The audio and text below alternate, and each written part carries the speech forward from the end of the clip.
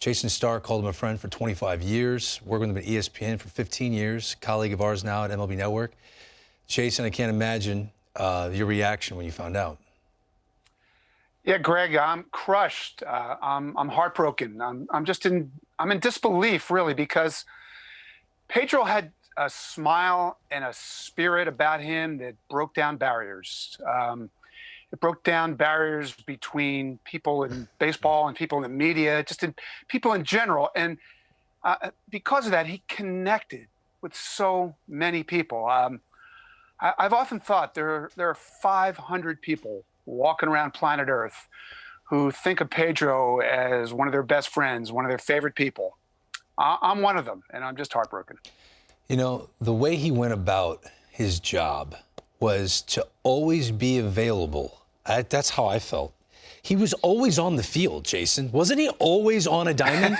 Everywhere you went, Pedro Gomez was around the batting cage. He was chatting with a player or a coach. He was always there, right?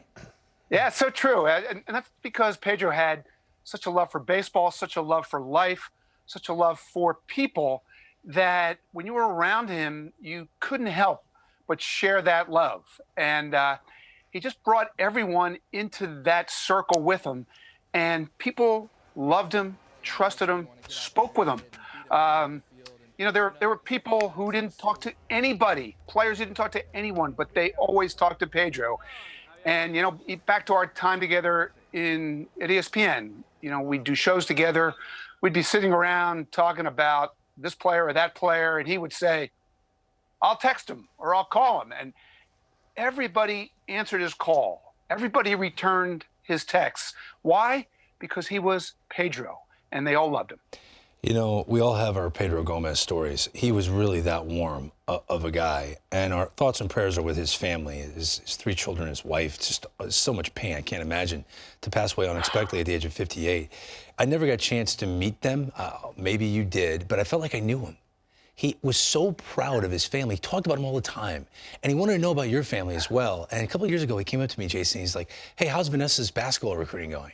You remember my daughter's name. Like, he was cut from a different cloth, right?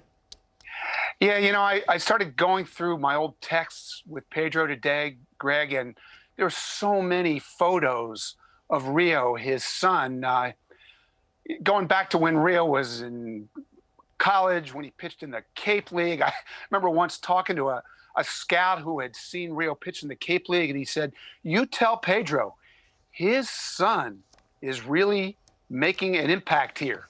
He's opening eyes here. And so I saw Pedro, I think it was an all-star game. He was running one way. I was running the other way. I stopped him. I told him this story. And now later that night, it's the middle of the night. He calls me and says, I want to know every word that this guy said about Rio, because that's how much Rio's climb up the baseball ladder meant to him. And you know, I've thought about this so much, what it would have meant for Rio to make his big league debut and Pedro to be there to cover that moment. And it's just so heartbreaking to think that that is never going to happen. Way too soon. Gone way too soon.